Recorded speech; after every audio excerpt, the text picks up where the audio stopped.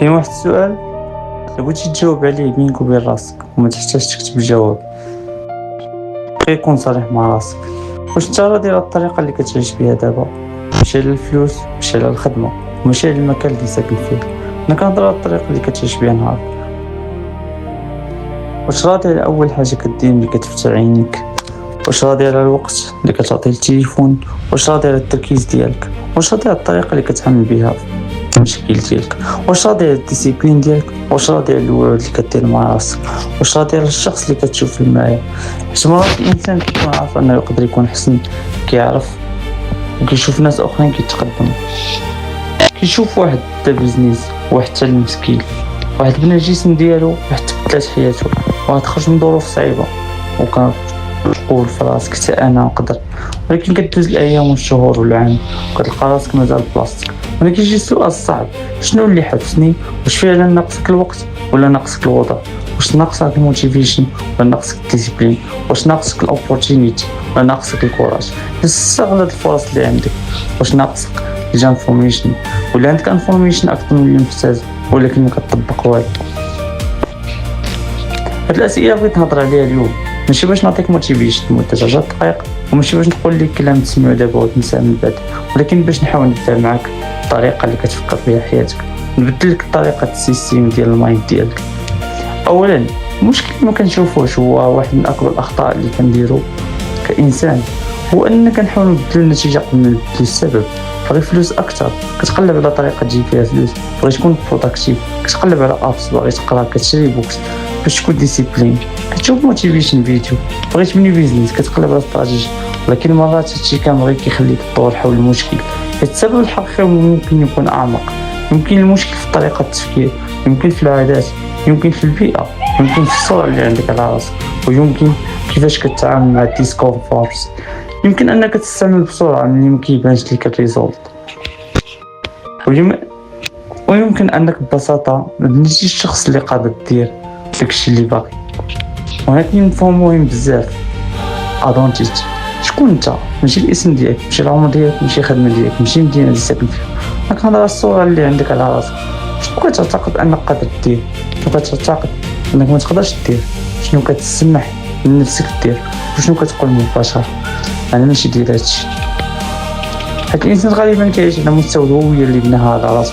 الا كنتي كتشوف راسك شخص ما كيقدرش يلتزم، غادي تلقى ألف سبب باش ما تلتزم. الا كنتي كتشوف راسك شخص مشتت، غادي تقبل التشتت كانه عادي. الا كنتي كتشوف راسك شخص كيأجل، غادي تولي كلمه غدا سهله بزاف عليه. ولكن الا تبدلت الهويه كتبدل القرارات ديالك. ثاني حاجه كنهضر على كلمه صغيره بزاف ولكن عندها تاثير كبير على حياه الانسان. غدا نبدا، غدا نقرا، غدا نخدم، غدا ندير رياضه، غدا نبدا مشروع، غدا نتعلم، غدا نحبس التليفون، غدا نولي ديسيبلين. المشكل هو ان غدا ما كتجيش بوحدها، ملي كيوصل غدا كتولي غدا مره اخرى، وهكذا كدير تضيع شهور وسنين. ماشي بقرار كبير ولكن تاجيل صغير كل نهار. المشكل ماشي انك اجلتي حاجه مره، كلنا كنأجلو. المشكل هو ملي كيولي هويه، كتولي تقول انا هكا. لا ماشي ضروري، يمكن غير بنيتي واحد الباترن تيقدر يتبدل، لكن ما غاديش تبدل التفكير اللي فيه. خاصك تكسر الحلقه بقرار صغير دابا وماشي غدا. الحاجه الثالثه ماشي الحل هو الموتيفيشن. واحد من اكثر المفاهيم اللي كضر الانسان هو انه خاصو يحبس الموتيفيشن قبل ما يبدا. كتسنى تكون في المود وتكون انرجي طالعه وتكون نفسيه زوينه وتكون الظروف مناسبه، ولكن الحقيقه الظروف المناسبه ما كتجيش ديما. كاين ايام غادي تكون عيان، كاين ايام غادي تكون محبط، كاين ايام غادي تفشل، كاين ايام غادي تشك في راسك، كاين ايام غادي ما يكون عندك حتى سبب انك يخليك تكمل. وهنا كيبان الفرق. الموتيفيشن كتقول غادي تخدم مني نحبس بالرغبه، كتقول ديسيبلين غادي نخدم حيت هذه هي الحاجه اللي كنقرر ندير. وانا كتبدل الحريه، حيت ملي كتولي محتاج الموتيفيشن باش تتحرك كتولي المشاعر ديالك هي اللي كتسبق وهي اللي كتسوق حياتك. ولكن ملي ما كتقدرش كتحرك حتى ملي ما عندكش الرغبه كتولي انت هو اللي كتسوق حياتك. الحاجه الرابعه كونفورت زون. دابا خلينا نهضروا على الراحه، حيت الراحه ماشي عدو. خاصك ترتاح، خاصك تنعس، خاصك تستمتع وخاصك تضحك. المشكل ملي الراحه كتولي هدف رئيسي، اي حاجه صعيبه ناجلها واي حاجه فيها خوف نهرب منها. في حاله فيها بوسيبيليتي ديال الفشل ما نجربهاش.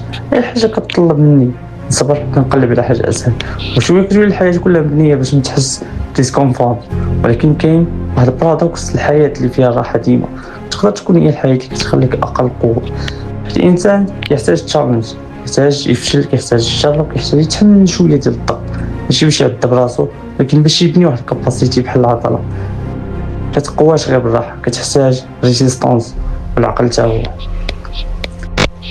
الحاجة الخامسة l'environnement، البيئة كتربحك إدارة المرات. تقدر تكون عندك إرادة قوية ولكن إلا البيئة ديالك مصمتك غادي يكون الأمر صعب. تخيل واحد باغي يقرا التليفون حدا يدو، خدامين نوتيفيكيشن محمل الانستغرام وجود تيك توك، فرانس كيرسلو ميساج والتيب في شاعلة، ومن بعد كيقول خاصني نكون ديسيبلين. يمكن، ولكن علاش تخليك وتشدك بعد التليفون؟ سد النوتيفيكيشن، وجد المكان، خلي الكتاب قدامك، حدد وقته، حيد الفريكشن من الحاجات اللي باغي دير وجيد فريكشن من الحاجات اللي باغي تحبس. هادشي ماشي ضعف، هادشي امتناج. الانسان الذكي كيعتمد دائما على قوة الإرادة، كيصمم البيئة ديالو باش تعاون الإرادة ديالو. الحاجة السادسة، شنو كتدخل لعقلك؟ هاد السؤال مهم بزاف. إلا خليتي أي حاجة تدخل لعقلك، واش كتوقع أن عقلك يبقى واضح؟ كتفيق كتشوف أخبار، كتشوف دراما، كتشوف كومباريزون، كتشوف ناس كيعرضوا حياتهم، كتشوف شي قصص، كتشوف ليكسيل، وكتشوف فيلير، كتشوف اوبينيون، كتشوف عشرات الآراء قبل حتى ما تفطر. كتسول علاش عقلي مشي طول الليل ونهار كتعطي انفورميشن. المشكل ماشي المعلومة بوحدها، المشكل انفورميشن اوفرلود. ماشي كل حاجة خاصك تعرفها، وماشي كل ترند خاصك تبعو، ماشي كل اوبينيون خاصك تجاوب عليه، ماشي كل نوتيفيكيشن كتستحق الاتونشن ديالك. ليميتي دير الاتونشن، وكل مرة كتقدم من حاجة كتحرم منها حاجة أخرى. هذا التعلم تقول هادشي مكيستاهلش اتونشن. ديال هاد الجملة بوحدها تقدر تبدل الحياة ديالك. الحاجة الأخرى هي البرودكتيفيتي. يمكن تكون أكثر واحد بازي في الدار، كتخدم، كتجاوب، وكدير الكاس، كتكتب، كتفتح طابس، كتسالي طابس، كتشوف ايميل، ولكن في آخر النهار مقربتيش للهدف ديالك. علاش؟ حيت النشاط ماشي هو التقدم. يمكن تكون كتجري لكن الطريق في الغابة، وهاد الطريق كديك المتاهة ما لا نهاية. هذا قبل ما تسول شنو خاصني ندير، سول واش هادشي اللي كندير بصح صحيح ولا ما منوش.